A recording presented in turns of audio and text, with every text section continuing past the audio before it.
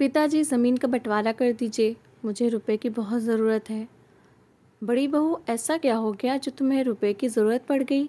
अगर कोई समस्या आ गई है तो मुझे बताओ, मैं तुम्हारी मदद करूँगा।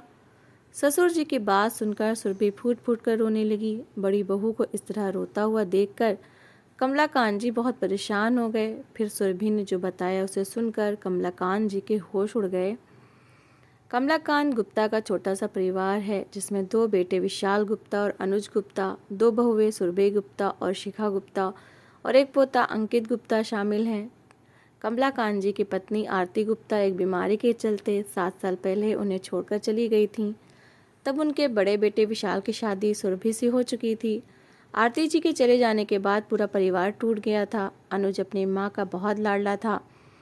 उसे संभालने में थोड़ा समय लगा था, लेकिन सुरभि के कारण वो संभल गया। सुरभि ने अनुज को कभी माँ की कमी महसूस नहीं होने दी। वो भाभी बनकर नहीं बल्कि माँ बनकर अनुज का ख्याल रखती थी। इसलिए अनुज अपनी भाभी को भाभी माँ कहकर बुलाता था।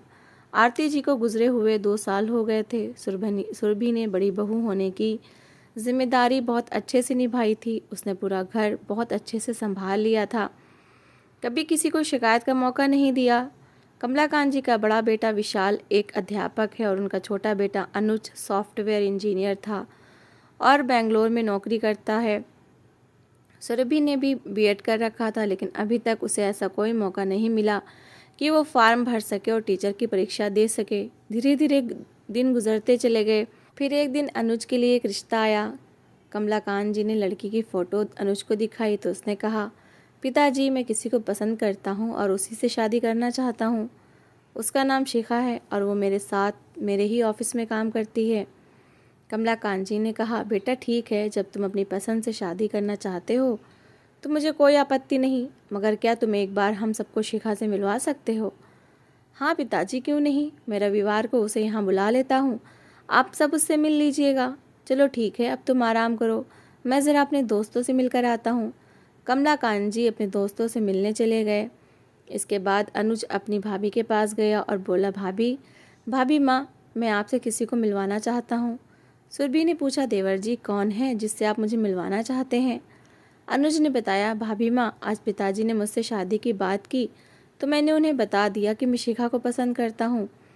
इसलिए पिताजी शिखा से मिलना चाहते हैं, लेकिन मैं चाहता हूँ कि पिताजी से मिलवाने से पहले मैं शिखा को आपसे मिलवा दूँ। आप शिखा से मिल लीजिए और बताइए कि वो आपको कैसी लगी। उसके बाद ही मैं भैया और पिताजी से मिलवाऊंगा। सुरभि ने कहा, देखो देवर जी, मुझे मिलने में कोई आपत्ति नहीं, लेकिन जब आप दोनों एक दूसरे को पसंद करते हैं तो बात यहीं ख़त्म हो जाती है। ऐसा तो नहीं कि अगर मुझे वो लड़की पसंद नहीं आएगी तो तुम मुझसे शादी नहीं करोगे।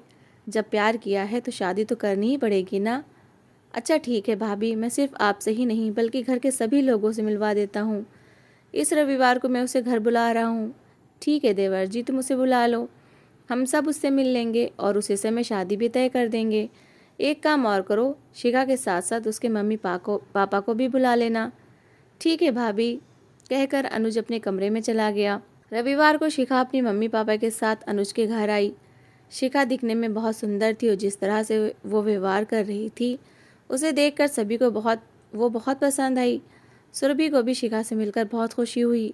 वो मन ही मन सोच रही थी कि अब कोई उसका साथ देने वाला आ जाएगा। दोनों की शादी तय हो गई और कुछ दिनों बाद अनुज और शिखा की शादी बहुत धूमधाम से संपन्न हो गई। शादी इतने भव्य तरीके से हुई थी कि सभी लोग तारीफ कर रहे थे। अनुज आरती जी का बहुत लाडला था, इसलिए आरती जी हमेशा चाहती थी कि उसकी शादी बहुत धूमधाम से हो। इसलिए कमलाकांत जी ने अपनी स्वर्गीय पत्नी की इच्छा पूरी की। शिखा ने छोटी बहू बनकर कमलाकांत गुप्ता निवास में गृह प्रवेश किया।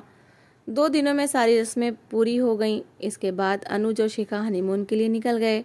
शादी के बाद का घर था, इसलिए पूरी तरह बिखरा हुआ था। उसे सही करने में सुरभि को लगभग 1 सप्ताह का समय लगा। इस 1 सप्ताह में सुरभि ने पूरे घर को चमका दिया था। कमलाकांत जी मन ही मन सोचते थे कि ज़रूर पिछले जन्म में उन्होंने बहुत पुण्य किए होंगे जो उन्हें बड़ी बहू के रूप में सुरभि मिली। अगर कभी सुरभि को किसी की बात का बुरा लगता तो वो अपनी बात को सबके सामने रखना बहुत अच्छे से जानती थी। वो किसी भी बात पर आपा नहीं खोती थी, बल्कि उस समस्या का समाधान करती थी। अनुज और शिखा अपने हनीमून से वापस आ चुके थे। 2 दिन बाद शिखा अपने मायके चली गई थी और अनुज की छुट्टियां भी ख़त्म हो गई थीं, इसलिए वो अपने काम पर वापस चला गया। एक दिन सुरभि छत पर कपड़े सुखाने जा रही थी। वो सीढ़ियाँ चढ़ने ही वाली थी कि अचानक उसे चक्कर आ गया और वो गिर पड़ी। विशाल तैयार होकर बाहर आ रहा था। जैसे उसने देखा कि सुरभि गिर गई है, उसने दौड़कर उसे उठाया और अपने पिताजी को बुलाया।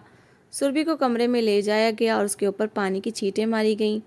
थोड़ी देर में सुरभि को होश आ गया। विशाल ने पूछा, क्या हुआ सुरभि, तुम्हारी तबीयत ठीक नहीं है क्या? सुरभि ने कहा, ऐसा तो कुछ भी नहीं है, लेकिन पिछले 1 सप्ताह से पता नहीं क्यों मुझे चक्कर आ रहे हैं और उल्टी जैसा महसूस होता है। विशाल ने कहा, चलो सुरभि, मैं तुम्हें डॉक्टर को दिखा देता हूँ। रिस्क लेना ठीक नहीं है। कई बार छोटी छोटी बीमारियों पर हम ध्यान नहीं देते और आगे चलकर वो विकराल रूप ले लेती हैं। विशाल सुरभि को लेकर अस्पताल गया। वहाँ पता चला कि सुरभि माँ बनने वाली है। घर में खुशियों का माहौल हो गया। सुरभि ने अनुज को फ़ोन करके बताया कि वो चाचा बनने वाला है। इस बात से अनुज भी बहुत खुश था, लेकिन शिखा के चेहरे से ऐसा नहीं लग रहा था कि वो खुश थी। शिखा जब अपने मायके गई थी तो वहाँ से सीधे बेंगलोर चली गई थी, ससुराल वापस नहीं आई। जब कमलाकांत जी ने उसे फ़ोन करके बुलाया था तो उसने कहा था कि अनुज के बिना उसका वहाँ मन नहीं लगता, इसलिए वो ससुराल नहीं आएगी, बल्कि सीधे अनुज के पास बेंगलोर जा रही है। जैसा शिखा ने कहा उसने वैसा ही किया। कमलाकांत जी और विशाल अपने छोटे मोटे काम खुद कर लिया करते थे, जिससे सुरभि के काम का बोझ थोड़ा कम हो जाता था। धीरे धीरे 8 महीने गुजर गए। एक दिन अचानक सुरभि के पेट में तेज़ दर्द होने लगा। विशाल तुरंत उसे डॉक्टर के पास ले गया। डॉक्टर ने बताया कि अब उसे पूरी तरह बेड रेस्ट की ज़रूरत है। विशाल ने स्कूल से 1 महीने की छुट्टी ले ली थी ताकि सुरभि की देखभाल कर सके। कमलाकांत जी ने एक दिन अनुज को फ़ोन किया और कहा, अनुज, शिखा से कह दो कि 15 दिन की छुट्टी लेकर बहू के पास आ जाए। डॉक्टर ने सुरभि को पूरी तरह बेड रेस्ट करने को कहा है। इस समय घर में एक औरत का होना बहुत ज़रूरी है। तुम शिखा को यहाँ भेज दो। ठीक है पिताजी, मैं शिखा से कहता हूँ, वो आ जाएगी, कहकर अनुज ने फ़ोन रख दिया। अनुज ने शिखा से कहा, शिखा, तुम कुछ दिनों के लिए भाभी के पास चली जाओ, उन्हें तुम्हारी ज़रूरत है। शिखा ने तुरंत कहा, मैं कहीं नहीं जा रही, मेरे पास इतना समय नहीं है कि मैं वहाँ जाकर उनकी नौकरानी बन जाऊँ। शिखा, वो तुम्हारा भी घर है और भाभी भी तुम्हारी अपनी है। अगर तुम उनका काम कर दोगी तो नौकरानी नहीं बन जाओगी। अनुज देखो, मुझे घुमा फिरा कर बात करना नहीं आता। अगर उन्हें घर में किसी की मदद चाहिए तो एक मेड क्यों नहीं रख लेते? जब तक भाभी को बच्चा नहीं हो जाता तब तक मेड रख लो। मुझे अपनी छुट्टियां बर्बाद नहीं करनी, मुझे अपने मायके भी जाना है। तुम्हें पता है ना कि मम्मी का जन्मदिन आने वाला है और उन्होंने मुझे वहाँ बहुत पहले से बुलाया था, इसलिए मैं भाभी के पास नहीं जा सकती। तुम पिताजी को फ़ोन करके कह दो कि घर पर काम के लिए मेड रख लें।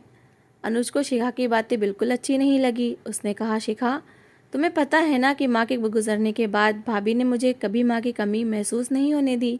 वो मेरे लिए सिर्फ भाभी नहीं, मेरी भाभी माँ हैं। आज उनको ज़रूरत है और तुम ये सब कह रही हो। इस बात को लेकर अनुज और शिखा में थोड़ी बहस हो गई। अनुज ने अपने पिताजी को फ़ोन करके कहा, पिताजी, कुछ क्लाइंट बाहर से आ रहे हैं, इसलिए शिखा को छुट्टी नहीं मिल रही। अगर आप कहें तो मैं छुट्टी लेकर आ जाता हूँ। कमलाकांत जी ने कहा, बेटा, अगर तुम अपनी भाभी से मिलना चाहते हो तो आ जाओ, कोई बात नहीं, लेकिन इस समय घर में किसी औरत की ज़रूरत थी। अगर शिखा आ जाती तो बहुत अच्छा होता, लेकिन अगर उसे छुट्टी नहीं मिल रही तो कोई बात नहीं, आखिर काम भी तो ज़रूरी है। कमलाकांत जी समझ गए थे कि शिखा जानबूझकर घर नहीं आना चाहती, लेकिन अनुज कुछ दिनों की छुट्टी लेकर आ गया।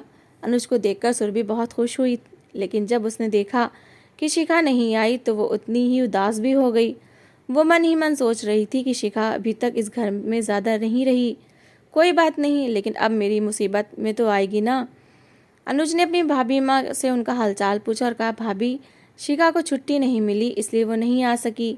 मैंने यहाँ आने से पहले अपने दोस्त को फ़ोन कर दिया था, उसे एक मेड की व्यवस्था करने को कहा है। आज शाम तक या कल सुबह तक बता देगा।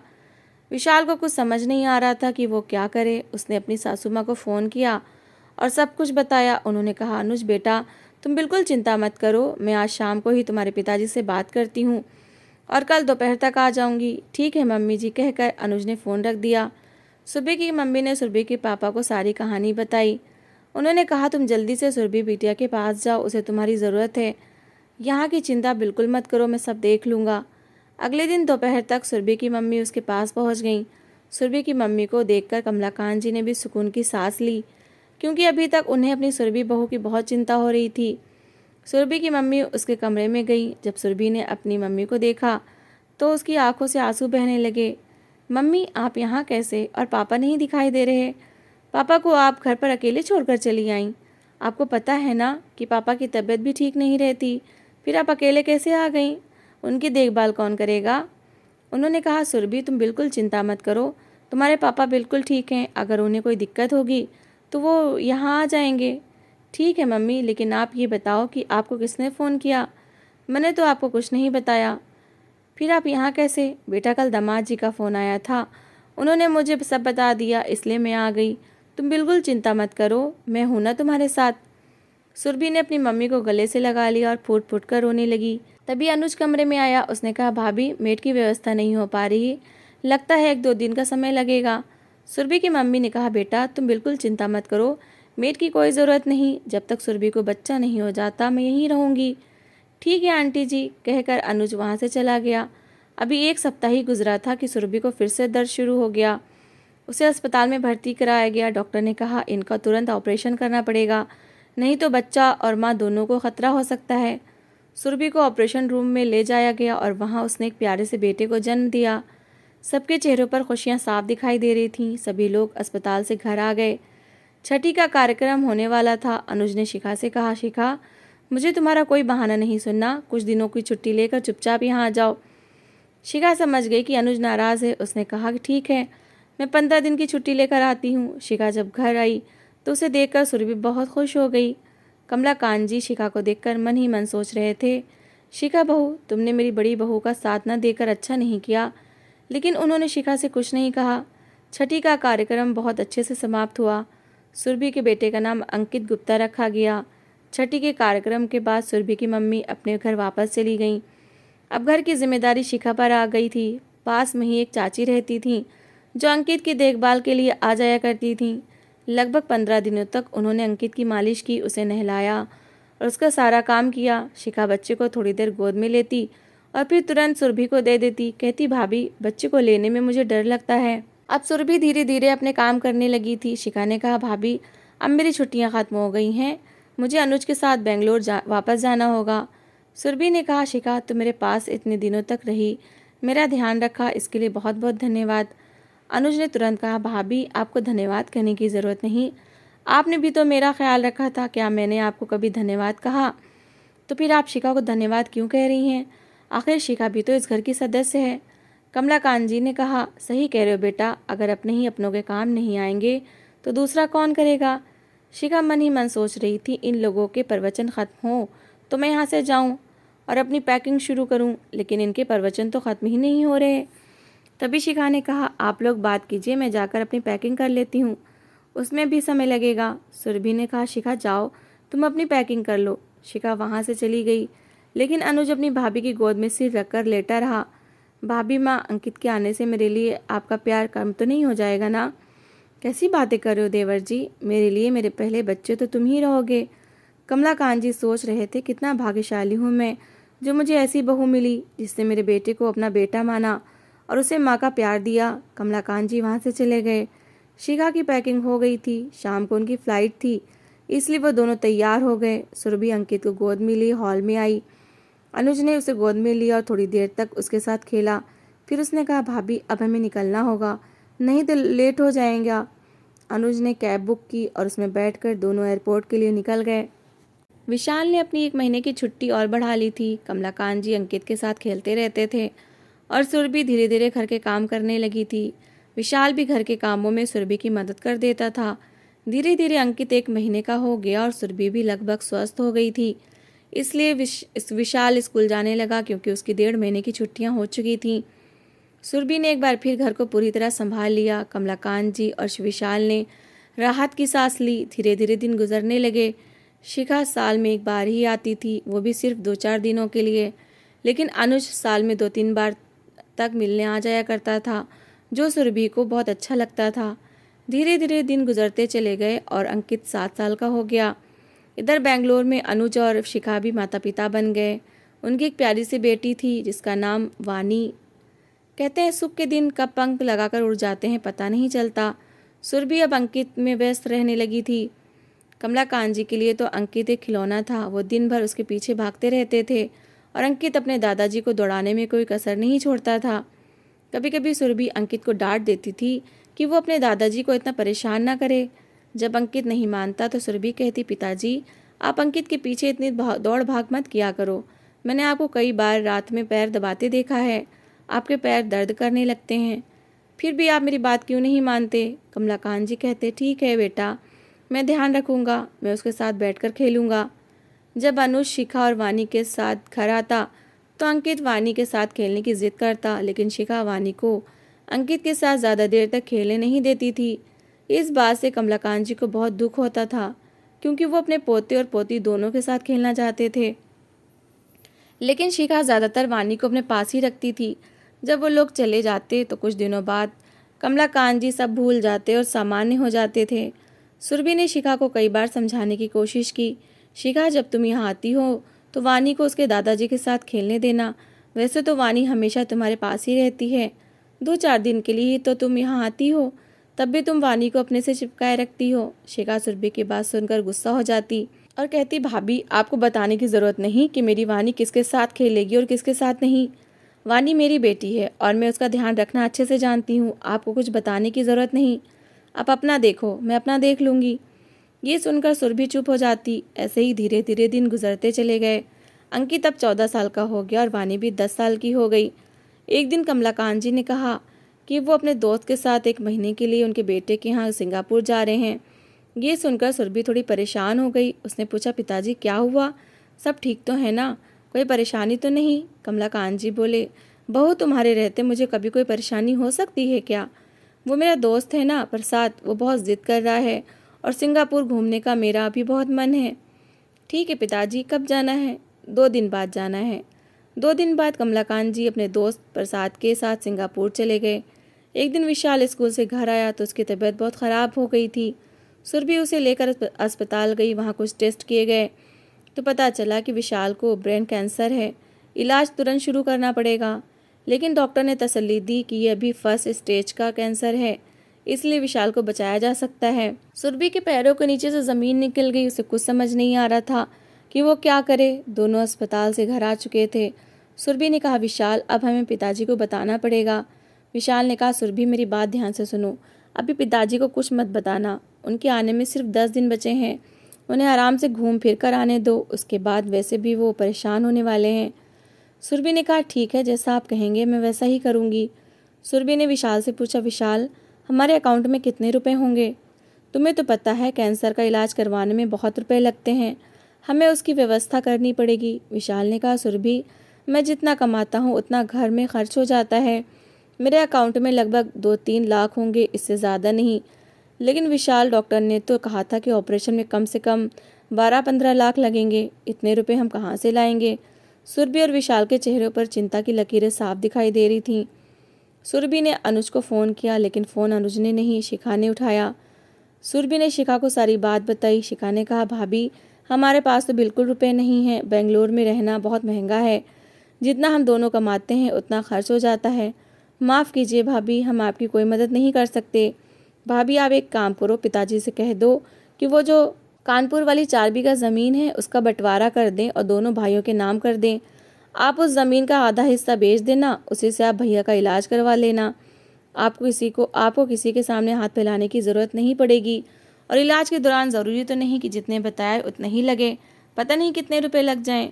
मेरी राय मानो भाभी, तो आप पिताजी से कह दो कि वो ज़मीन का बंटवारा कर दें। सुरभि ने कहा, शिखा अनुज आए तो एक बार मेरी उससे बात करवा देना। भाभी इसमें अनुज से बात करने की क्या ज़रूरत है, मुझे भी तो पता है ना कि हमारे अकाउंट में रुपए हैं या नहीं। शिखा की बातें सुनकर सुरभि को दुख हुआ। शिखा इतनी कठोर कैसे हो सकती है, ये वो समझ नहीं पा रही थी। डॉक्टर ने विशाल को 1 सप्ताह की दवा दी थी। 1 सप्ताह की दवा खाने के बाद विशाल को काफ़ी आराम मिला था। 1 सप्ताह बाद जब विशाल डॉक्टर को दिखाने गया तो डॉक्टर ने कहा, अभी तक तो सब ठीक है, लेकिन जितना जल्दी हो सके ऑपरेशन करा लो।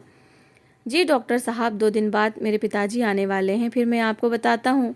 2 दिन बाद कमलाकांत जी घर वापस आ गए। उन्होंने महसूस किया कि घर का माहौल बहुत बदला हुआ लग रहा था। सुबह से शाम हो गई, लेकिन सुरभि के चेहरे पर कमलाकांत जी ने एक बार भी मुस्कुराहट तक नहीं देखी।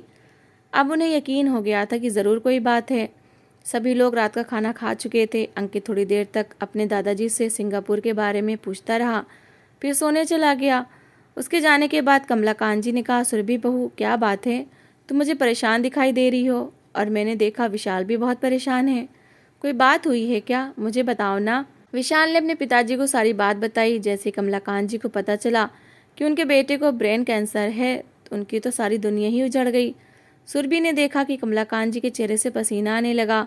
उसने तुरंत कहा, पिताजी परेशान होने की ज़रूरत नहीं, अभी कैंसर की फर्स्ट स्टेज है, ऑपरेशन हो जाएगा तो विशाल पूरी तरह ठीक हो जाएंगे। कमलाकांत जी और विशाल अंदर ही अंदर टूट रहे थे, लेकिन सुरभि अपने पिता को जी को धैर्य बंधा रही थी। कमलाकांत जी ने विशाल की सारी रिपोर्ट मांगी और अपने दोस्त को भेज दी। कमलाकांत जी के दोस्त प्रसाद जी ने वो सारी रिपोर्ट अपने बेटे को भेज दी। जब प्रसाद जी के बेटे ने सिंगापुर के कैंसर स्पेशलिस्ट को ये रिपोर्ट दिखाई, तो उन्होंने कहा कि परेशान होने की बिल्कुल ज़रूरत नहीं, वो पूरी तरह ठीक हो जाएंगे। ये सुनकर कमलाकांत जी को थोड़ी तसल्ली हुई। सुरभि के मन में अभी भी पैसे का इंतज़ाम करने की बात चल रही थी। उसने अभी तक विशाल को नहीं बताया था कि शिखा ने उसे क्या कहा था। सुरभि मन ही मन सोच रही थी, अनुज का अभी तक फ़ोन क्यों नहीं आया? क्या उसे अपने भाई की ज़रा भी चिंता नहीं? मैंने तो कभी नहीं सोचा था कि अनुज इतना बदल जाएगा।